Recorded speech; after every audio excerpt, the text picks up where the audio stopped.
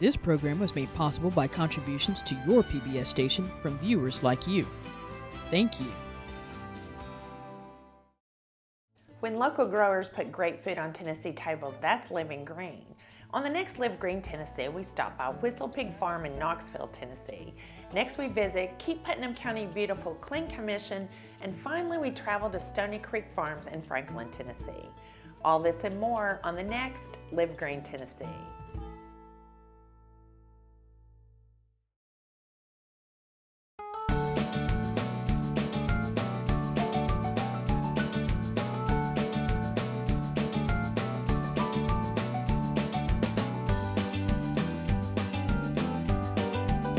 Pick Tennessee helps you find local farms and farmers markets, plus offers tips for choosing, using, and storing the fresh foods you buy. The Pick Tennessee mobile app is available now on iTunes and Google Play.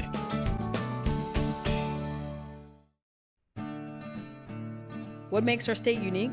Find out on the Tennessee Channel, a statewide initiative by your public television stations. Each program is created in Tennessee, about Tennessee, and broadcasted in Tennessee.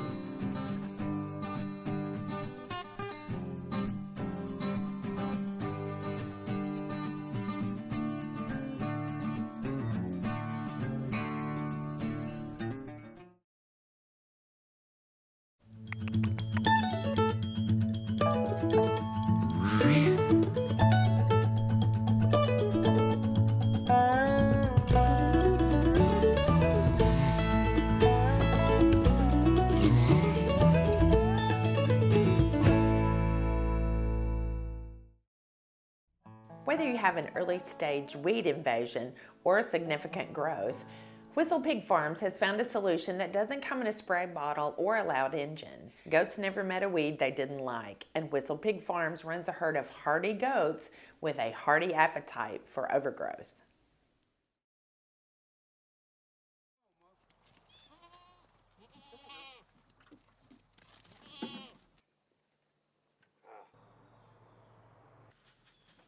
Well, we wanted more of the kind of a laid-back lifestyle. That's one of the reasons, and it actually turned out not to be so laid back. We started Whistlepig Farms in 2006 with 10 goats. Some of the goats we get attached to because, you know, we've fed them with a bottle or had to nurture them along when they were little, and they get kind of special, and you know, get special treatment, and they're a lot easier to handle than some. They definitely have personalities. Some of them are pushy. Some of them are standoffish.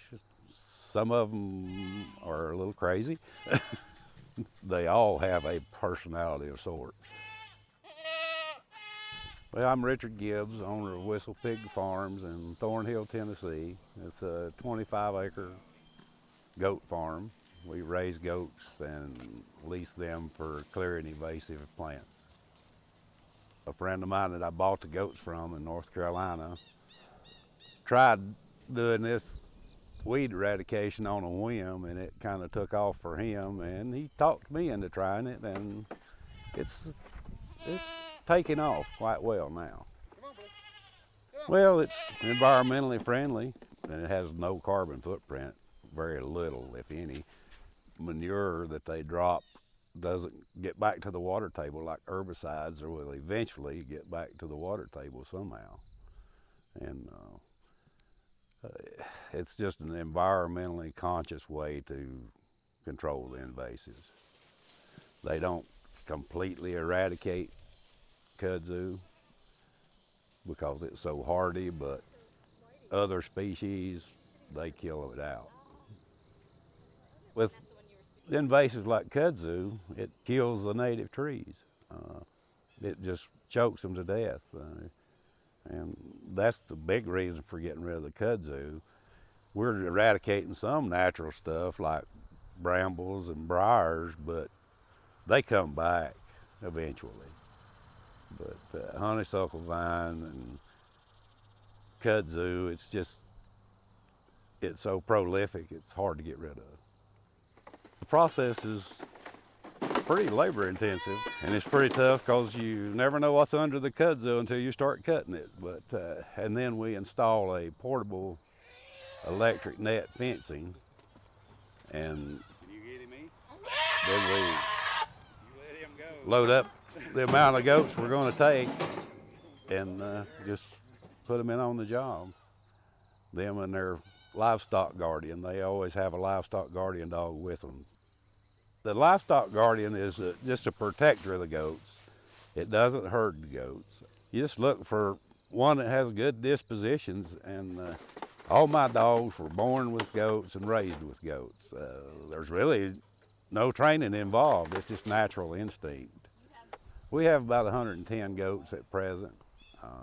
60 of them are in Knoxville eradicating kudzu at the moment. This is the third year we've had them with Tennessee Clean Water Network at Williams Creek. Oh, they're moving out. Moving out to their next place to lie down. These ladies are hilarious, especially that white one with the curly horns. She's the matriarch. My name is Renee Hoyos. I'm the executive director of the Tennessee Clean Water Network. We purchased these properties through a settlement with the Knoxville Utility Board when we sued them in 2003 for violating the Clean Water Act. And one of the things that these organizations can do is they can offset their civil penalties by doing a supplemental environmental project. And we suggested that they do some property acquisition here in East Knoxville. And we thought we were done with the project. We'd gotten the properties purchased, put them over to the city. The city was happy to get them as a new park. And then a foundation approached us and said, well, what's your plan for phase 2? And, you know, let's see what you've got. And we looked around, we saw, well, there's weeds, and there needs to be a trail, and there needs to be planting. And so we started with the weeds, because you really can't do anything else until you get those under control. And that's when I started looking around for goats. I look at it and I think, oh, it's going to take them weeks. And then, you know, within 2 weeks, I'm amazed at, this is just maybe 2 weeks. And this kudzu was about 8 feet high where I'm standing, all the way to the fence lines here, 8 feet. And for several days, I didn't know where they were, except that I could see the kudzu wiggle. And I knew that they were somewhere in that kudzu bush because I could see it wiggle. And then within, you know, I was surprised. Every day I'd come here and it looked exponentially better. It's about $5,000 an acre to do a pesticide. The goats were about $6,000 for the summer. So, and this is a 10-acre project. So it is cost effective that way, but it takes longer than pesticides. And what pesticides do is they kill everything. So they're not going to just kill the kudzu, they're going to kill anything beneficial under it. And often if it's not applied well, they'll just sterilize the soil, and then you have runoff issues because the soil is dead and nothing can grow in it to attach. I didn't expect to come out here every day and feed a dog and deal with the goats. And at first I just thought, oh my God, what have I gotten myself into? And now, you know, I have to Rochambeau with staff to get out here because we used to do it in shifts. And, you know, a lot of the staff love to come out here and fool with them and pet the dog. And they come out after they come out on the weekend and bring their friends and take pictures. And it's a little bit like summer camp.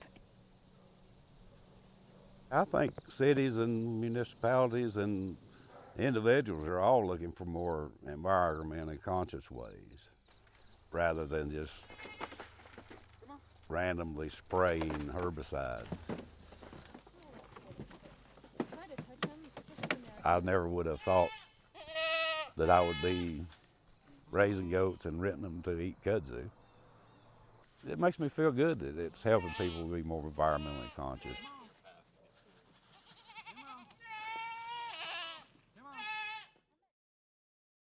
Recycling, reducing, reusing, repairing, and composting. The Keep Putnam County Beautiful Clean Commission is on a mission to help Putnam County live green. From recycling phone books to hosting Household Hazardous Waste Day each year, they're ready to help the community learn more responsible waste practices.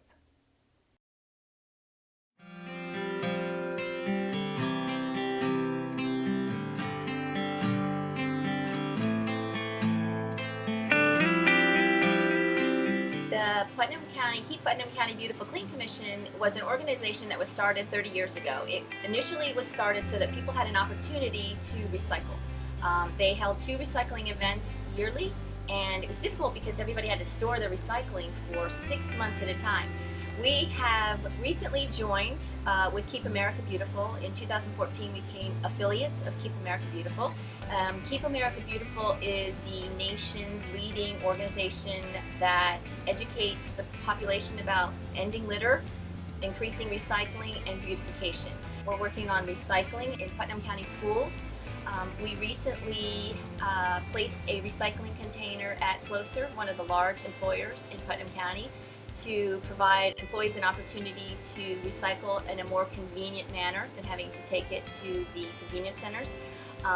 The schools are starting slowly with the help of the Solid Waste Department and the County Executive Office.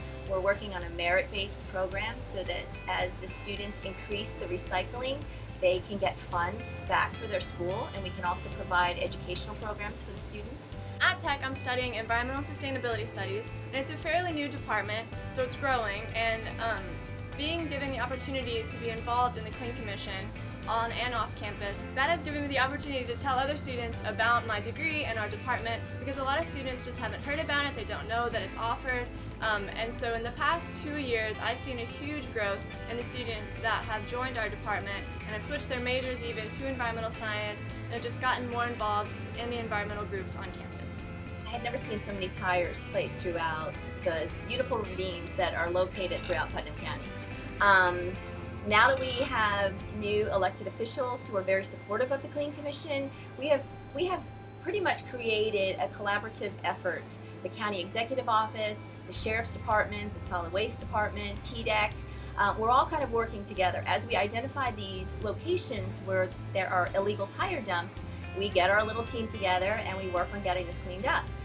Since we've had these new elected officials, we've cleaned up 10 legacy dumps. The most recent one, we collected 18.4 tons of tires, which is incredible.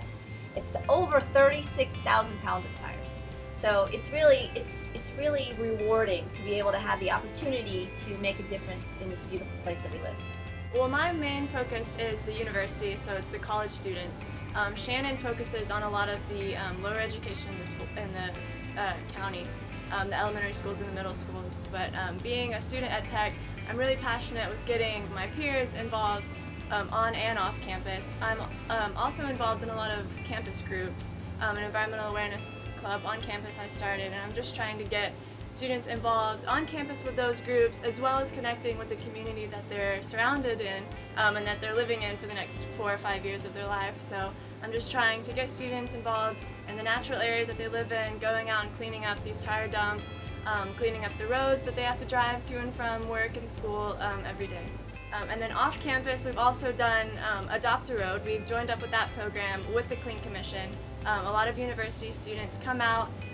We have buckets and we go and clean up a 1 mile stretch of a road for a couple hours on a Saturday, 3 times a year. And it's a really wonderful way to get students outside on a beautiful day and spend a couple hours talking and cleaning up litter. And then it gives an opportunity to all the cars passing by to see us and to notice that there are students passionate about cleaning up our community. I've been the treasurer for the Clean Commission for about 6 months, and I guess one of the most difficult things for any small nonprofit is to get your name out there and to figure out how to bring in capital so that you can be sustained over the years in what you're trying to do. As a businessman in Putnam County since 1978, I have a lot of friends that are in our government, both the county and the city.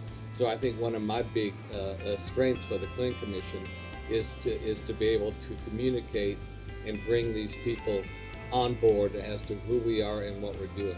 And obviously, I grew up in a big city in Los Angeles, and most big cities, recycling is just a commonplace thing. It's done everywhere as a matter of fact. The average person generates 4.4 pounds of garbage per day. The average family, about 4, is about 18 pounds per day. Add that a week, it's 123 pounds. Add that 52 weeks a year, it's 6,400 pounds. The EPA estimates that the average person has anywhere from 82 to 89% of the material that's in their garbage that can be recycled. So if we could just increase our recycling by 85%, which would really be tremendous, we would be removing over 4,000 pounds per family, per average family per year. Like most things, the important things that any person as a member of any community can do is to get involved. And in order to get involved, you need to be educated. If you educate that one generation and then they educate the next generation, pretty soon it becomes something we don't even have to think about. And on that list, one of the top 5 things in all the surveys is curbside recycling. So obviously it's on everyone's mind, but to go to the water is one thing, to drink is something else. Putnam County's done a pretty good job over the years of starting a recycling program and handling our solid waste, but I learned early on when I came into office a couple of years ago, and met Shannon Reese, that we weren't doing enough. So, we're helping our environment, and that's the key. We want to leave this world in a better place for our kids and grandkids coming up than what we had. And that's my goal. And I have to say, working with the Clean Commission, they're making that goal happen faster than I thought they could. I'm very involved with it because I think it's very important. And as long as I'm involved with it, I'll just do whatever I can to bring in more activity and more money to the Clean Commission. Stoney Creek Farm is a sustainable farm that emphasizes eco-friendly practices when growing their fresh vegetables, fruits, and herbs. In 2010, owners Olin and Lee Funderburg began exploring the possibility of opening a community garden to the public with garden plot rentals and You Pick Vegetables.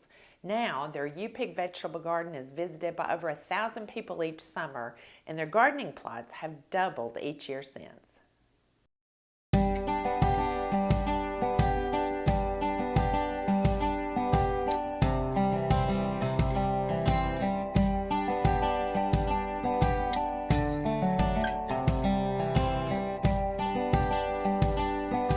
We are a sustainable farm in Franklin, Tennessee. We've been here for 11 years. We have a You Pick garden that we opened 6 years ago to the public. It's kind of an unusual opportunity to get to come and pick vegetables and fruit nearby and know that it's been raised without pesticides. As I'm sure they told you, they use a lot of natural techniques to keep pests under control. We use beneficial insects like green lacewing eggs, and we'll spread those around throughout the garden to eat bad bugs like aphids who feed on our tomato plants. But we don't use any pesticides in our garden whatsoever. We try to attract the beneficial insects by using buckwheat and cosmos flowers, and we'll attract those beneficial insects and keep them in the garden. Families come from all over Middle Tennessee to visit our farm. They'll come and they'll pick from our acre cultivated farm. We have blueberries and blackberries, but we also have a lot of produce items such as tomatoes and corn, okra. We like the green beans, squash, zucchini, and we've even tried some different things that I'd never had before. The purple hulled peas are really good, and I had never made those. Olin taught me how to cook those.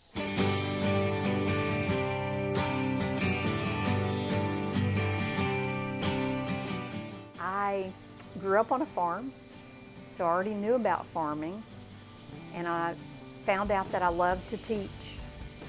And it was the weirdest thing. I started teaching classes out here. I met Lee as they were starting this farm through Master Gardening. She was in some of my classes that I taught there. And so she got together with me and said, hey, I'm trying to do this project at our farm and teaching. Would you be interested in coming out and teaching? And so I said, sure, why not? And so that's how we started. And we've been doing it for years. So it's been a pretty good partnership. I taught people how to can and preserve their own food. I started teaching people how to make their own sourdough bread. I took a sourdough bread class last fall, which was great. I took it right before the holidays, and so my family was able to enjoy the benefits of that. I made sourdough cinnamon rolls, and Lee sent us all home with a sourdough starter and told us how to use it. So yeah, I look forward to taking more classes here in the future.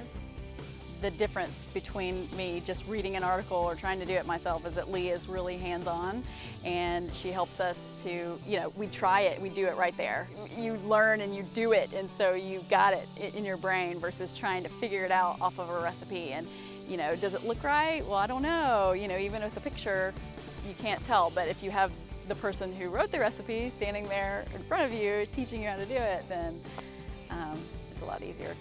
In the classes, I see new faces all the time. I think as more and more people get interested in growing their own food, making their own medicine, growing their own herbs, I see lots of new faces. I see some old ones that come back from time to time, but I see a lot of new faces. I think a lot of people are wanting to learn these kind of things.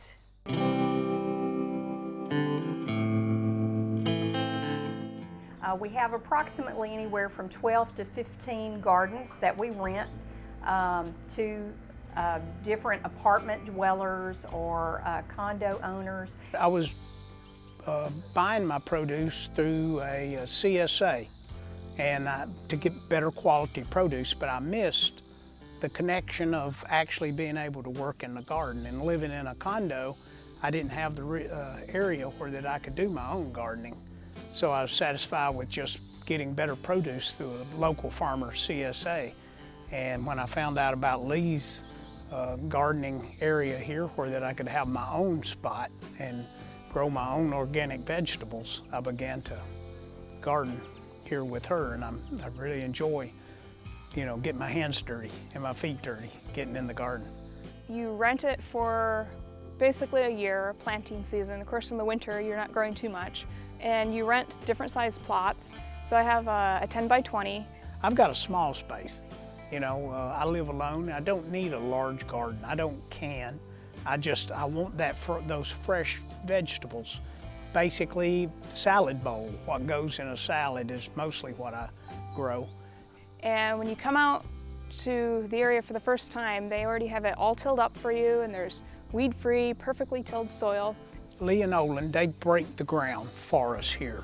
So you don't have to worry about having a tractor and breaking the ground. And then you pick your own vegetables and plant whatever you want in your space. It's whatever you want to plant. If you wanted to plant entire thing with flowers, that'd be great. If you want to do veggies. So yeah, it's just a really fun little sandbox of gardening to play in. Once you stay on top of it, it takes very little of your time to have your own garden, and it's pretty easy. And then, of course, Lee's a great source. She'll give you advice on if you have any problems with pests and things like that in your garden. She'll give you advice on that. It's really something any novice can do and have success at, Anybody of any skill level should definitely give it a try. So if somebody were to ask me about Stoney Creek Farm, I would say that it's a gorgeous little place in the country, and it has very nice people that can help you with anything gardening. To definitely check it out. I think it runs through my family's kind of through our veins. It's just, working the land. So, and we just want to teach that and how to do your own gardens, just share anything that people ask. So that's what we enjoy doing. So that's why I'm here.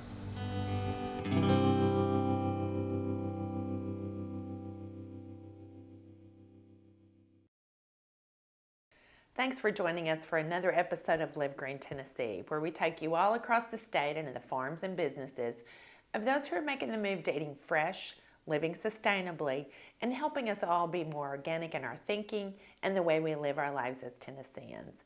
Thank you for watching, and we'll see you next time on Live Green Tennessee. If you would like more information about Live Green Tennessee, please visit our website at livegreentv.org, where you can find everything from healthy recipes to past episodes and more.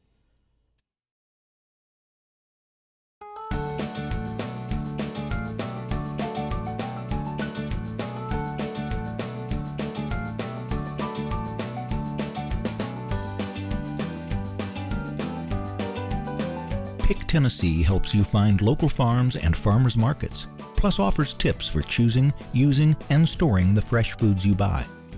The Pick Tennessee mobile app is available now on iTunes and Google Play.